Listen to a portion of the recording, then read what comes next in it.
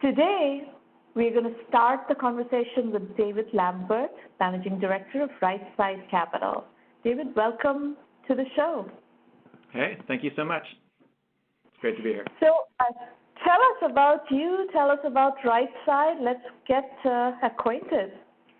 Okay. Well, really quickly about me. I've predominantly been a career entrepreneur before starting Right Side Capital. So came out to the San Francisco Bay Area to go to school. Went to Stanford, late 80s, early 90s. Month after I graduated, started my first company, and then over the next sort of 16 to 17 years, founded and ran two different companies, one a computer hardware company, one sort of a traditional .com software company. And then beginning sort of in 2008, 2009 timeframe, started talking about sort of the seedling of the idea of Right Side Capital with one of my partners. And then we ended up going live and starting investing in 2012. We've got three of us now, so by the time we were live, there were three partners. All of us really career entrepreneurs, a lot of operational experience. And what we do at Right Side Capital is we're basically a quantitative, data-driven, pre-seed stage investment firm. And I can give you some pretty good ideas of what we invest in. For the most part, we're looking to invest in companies that are looking to raise relatively small rounds of funding, so anywhere between $100,000 to $500,000 as a total round size.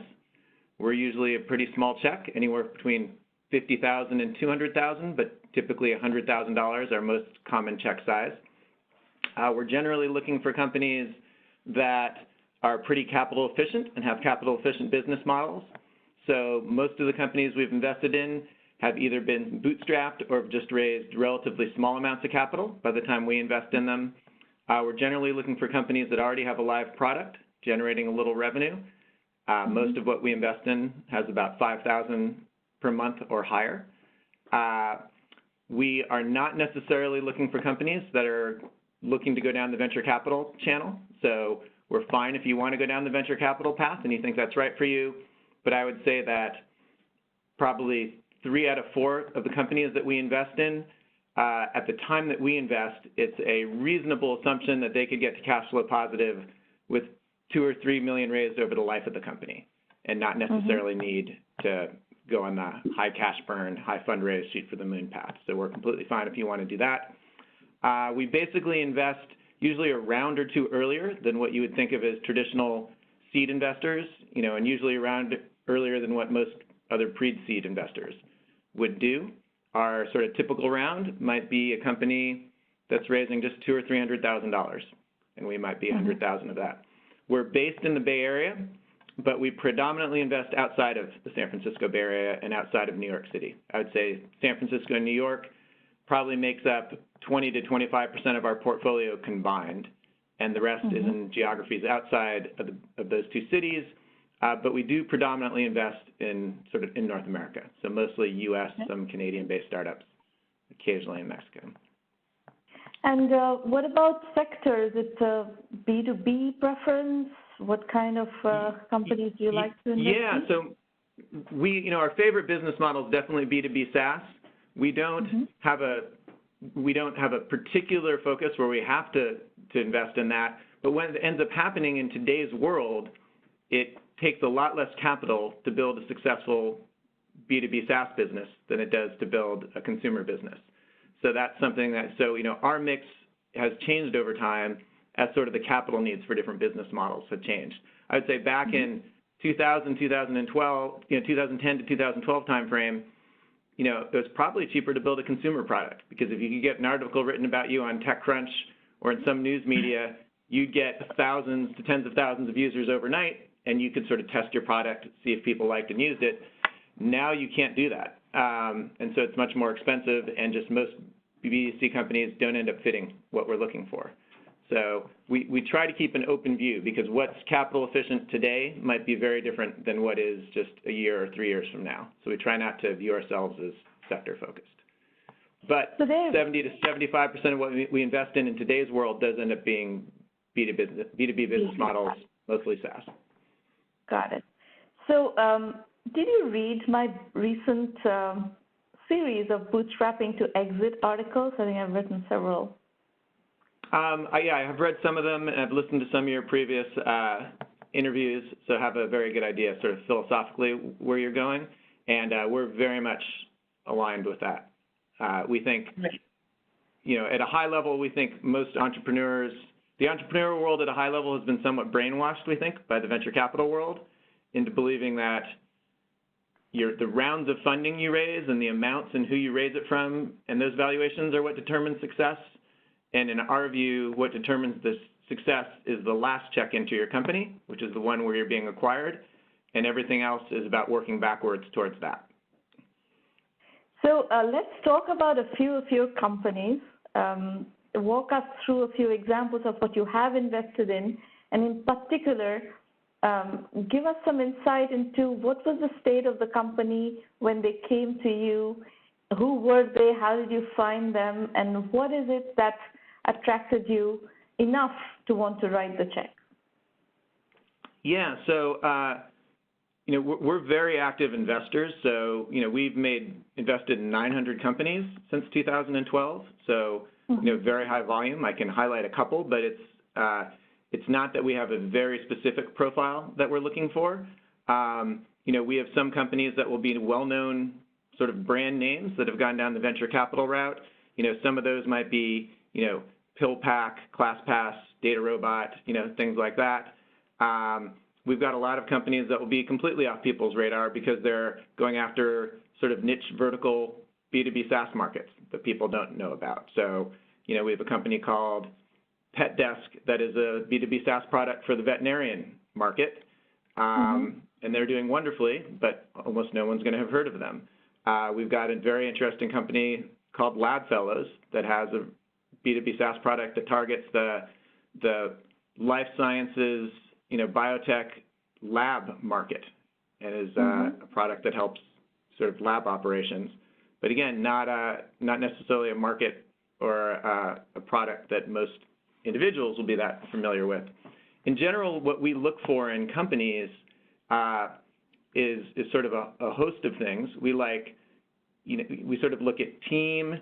We look at how much capital you raised to get to where you're at. We look at what your current cash burn is now. We look at your unit economics and, a host of other things. And we basically suck up a lot of data points, and then we make a very quick yes or no decision, usually in a week or less, and move forward. And what our philosophy is, which is somewhat different from most firms, is we actually think at this early stage, you can't predict much about the future for any company that you're looking at. So we do almost no subjective analysis where we say, is this a good idea or a bad idea? Do we think there'll be demand for this product? How large will this market get? We think that at the stage that we invest in, there's too many variables of uncertainty, and you just really can't be that accurate in making any predictions going forward. And so that step, that big subjective analysis step, doesn't add much value. And that would be in the scenario where companies don't pivot their business models a lot.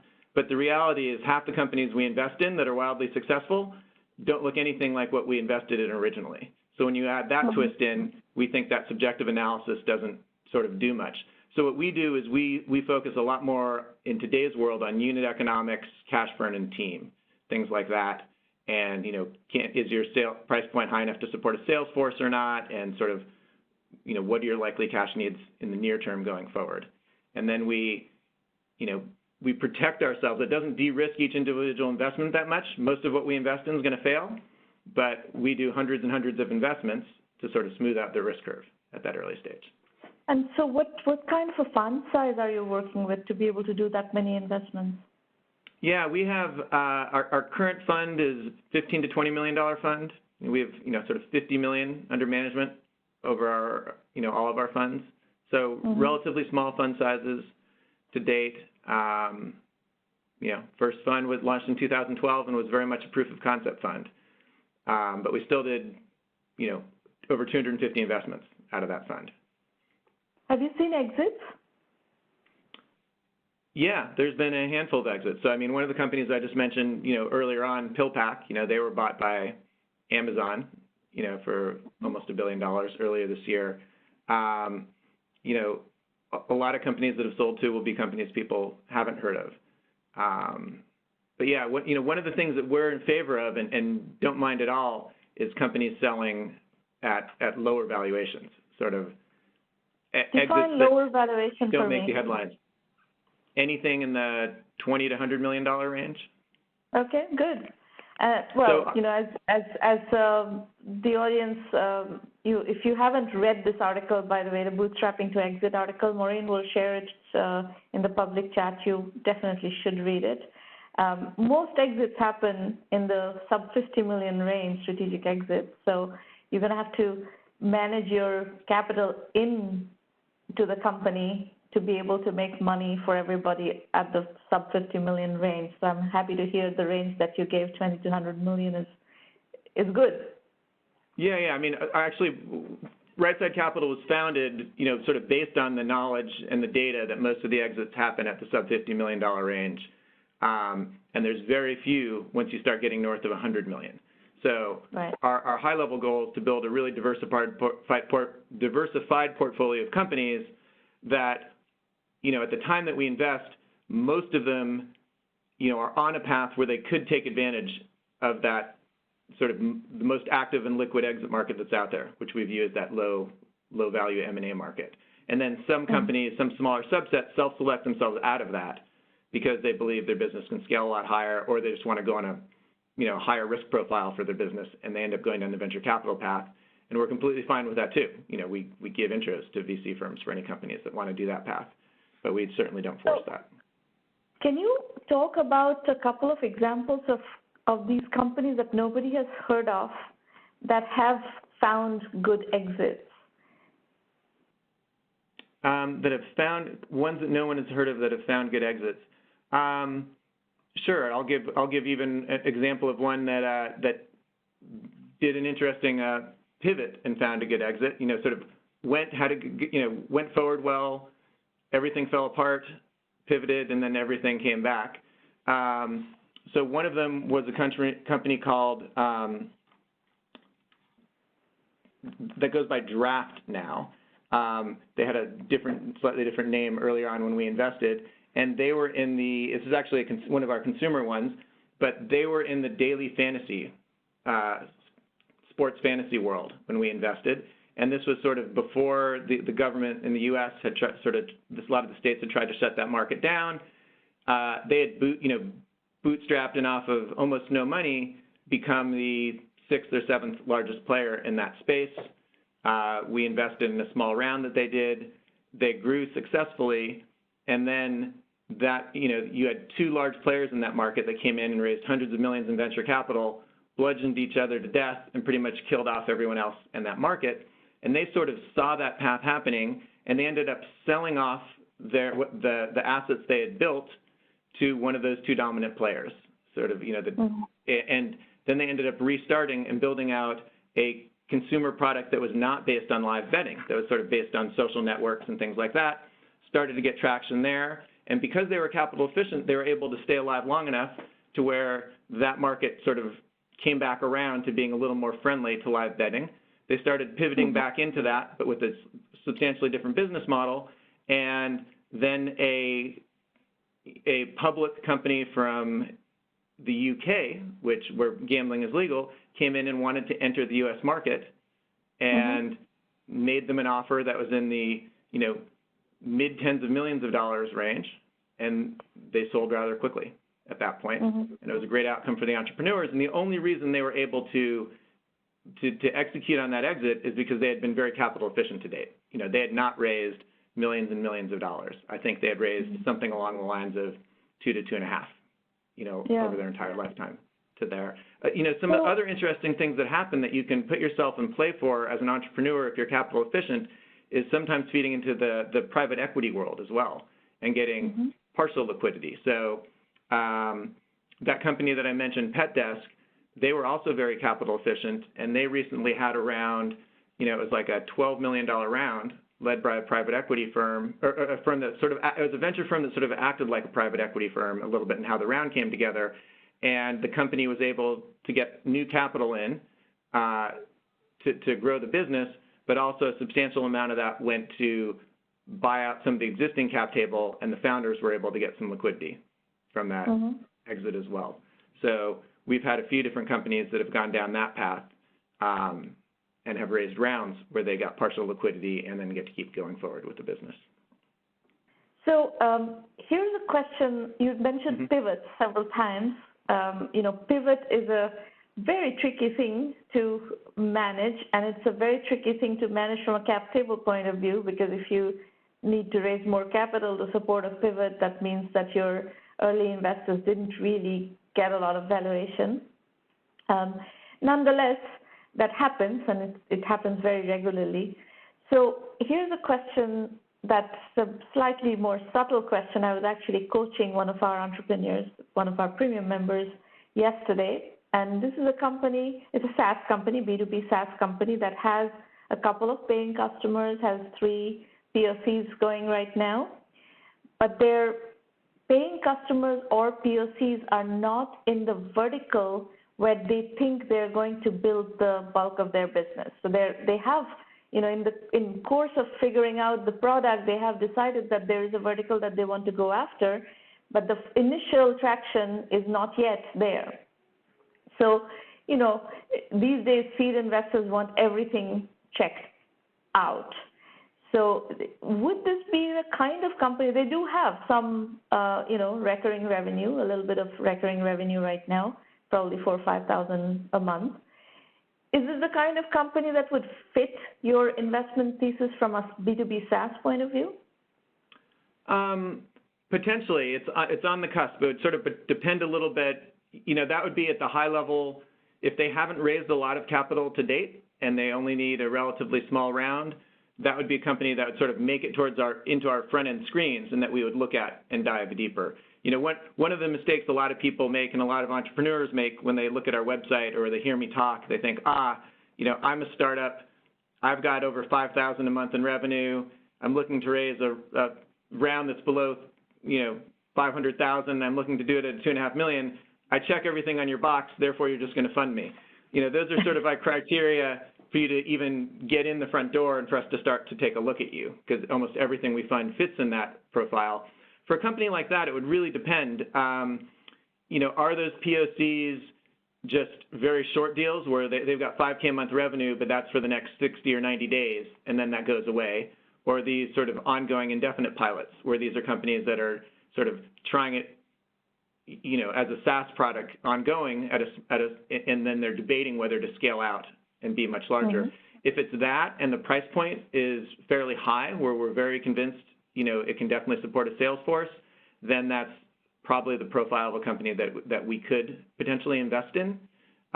Usually, though, we discount POC and pilot revenue.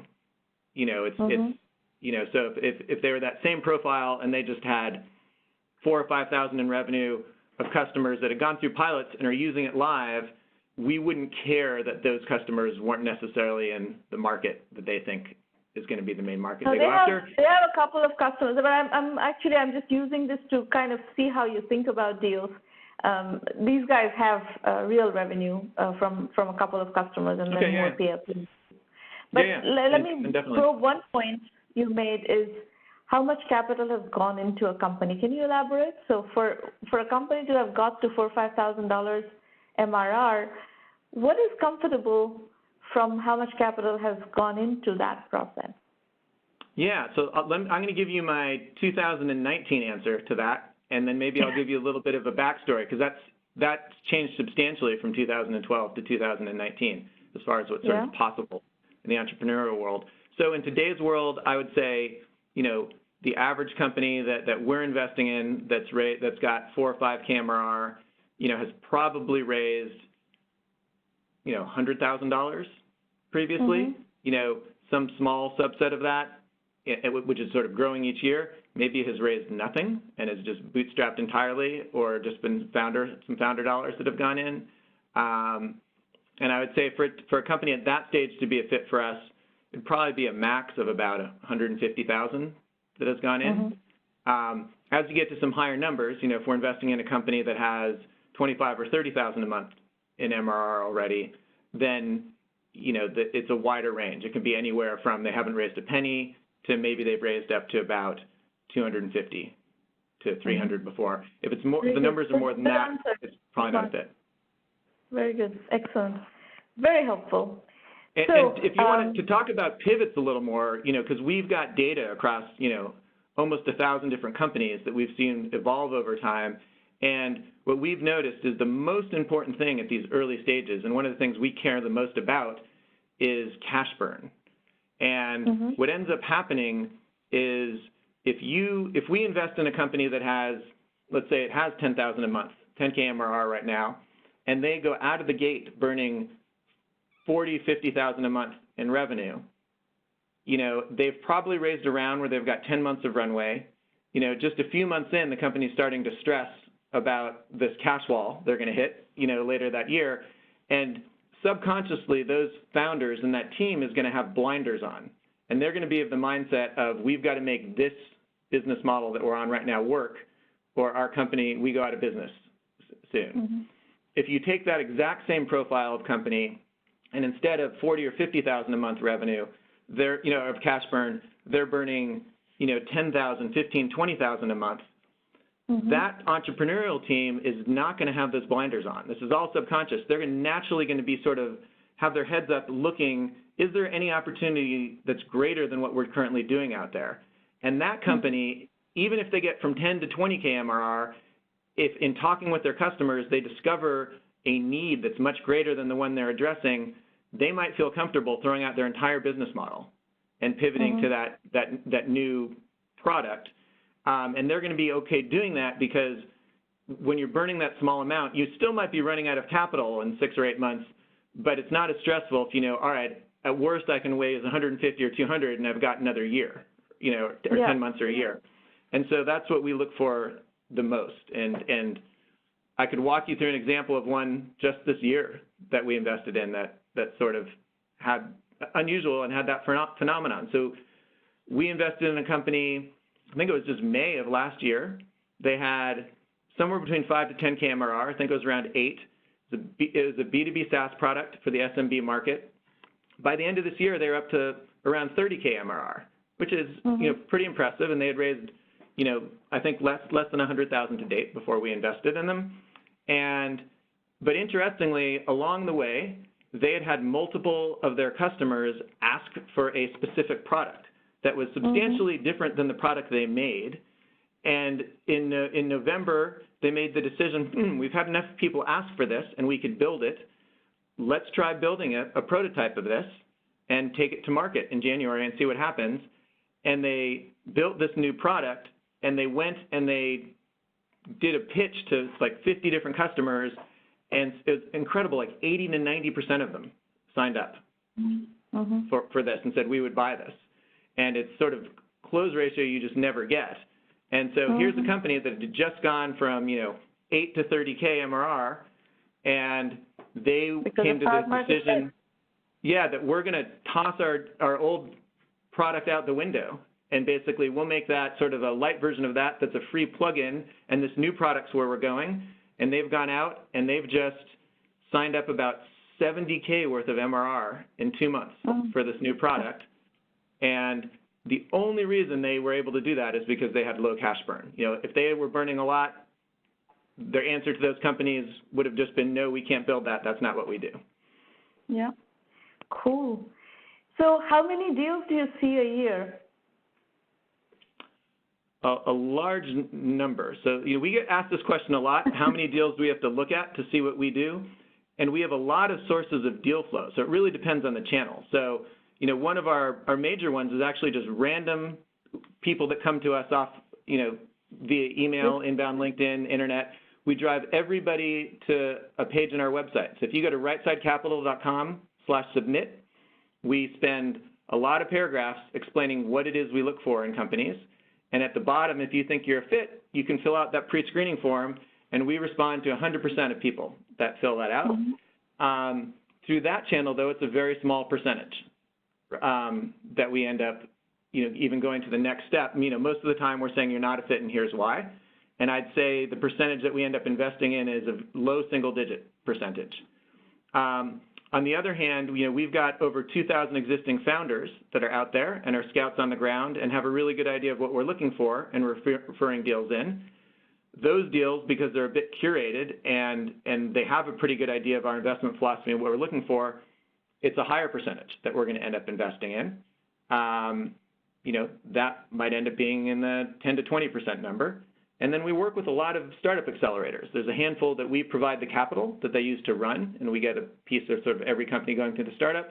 And then there's a number that we work with where, we're one of the few investors that can move quickly and will invest in companies on the way in or during the first month of a program.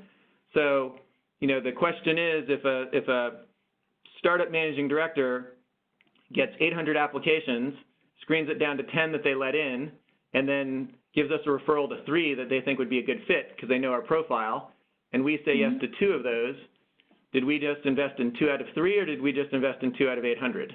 I'm not sure what the answer to that is. And there's other channels beyond those, so it just varies a lot. Cool. All right. So I guess the question I was trying to ask you, you gave a very good and interesting answer to a different question, but the question I was trying to ask you is, across your different, the deals that you see, let's say if you look at the last 12 months or 18 months, what trends have you seen? Yeah, so the biggest trend is sort of an extension of a trend that we've seen the entire time we've been investing, and that's an extension of sort of a 30-year trend in the software business, which is that at the earliest stages of product formation, when you're actually building your product, it's just gotten cheaper and cheaper every year to build that initial product or prototype, to get it to a stage where you can sort of go to the market and prove if you can generate revenue or not. And, that was probably $25 million in 1984. It was, $5 million in 2004. It was, $1 million in 2010. And, when we started investing in 2012, the average company probably had to spend $250,000 to $500,000 just to get a product to the point where it could take it to the market and see if it could sell it at all. And I would say by 2015, in the software world, that average cost was down, below $200,000. In today's world, it's even lower than that. So the biggest trend that we see is because of that, there's a lot more startup activity, particularly in the software spaces, and the cream of the crop each year just has more and more revenue without having raised that much capital, and they're able to sell to customer profiles that you wouldn't have thought possible to sell to without that much capital. So a year and a half ago, we thought, hey, this is really interesting.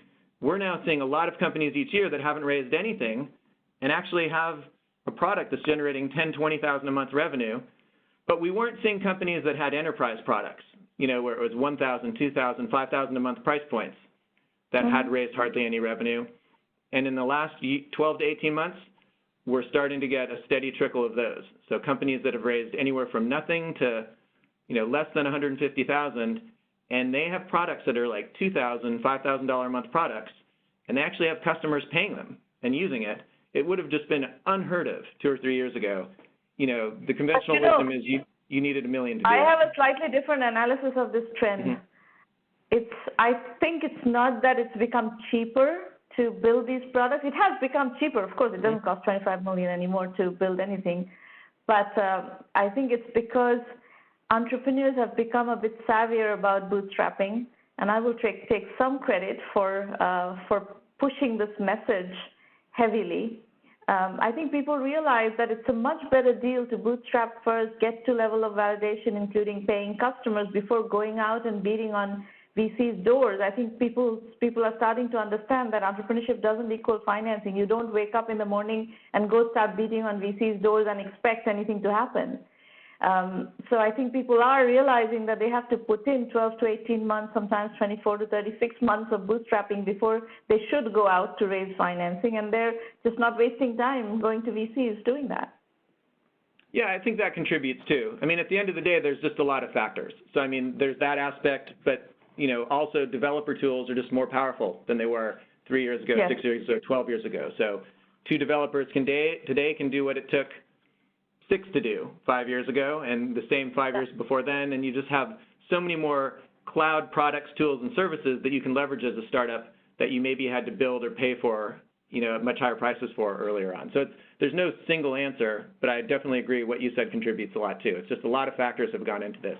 But at the end of the day, there's a lot more companies that have been able to get,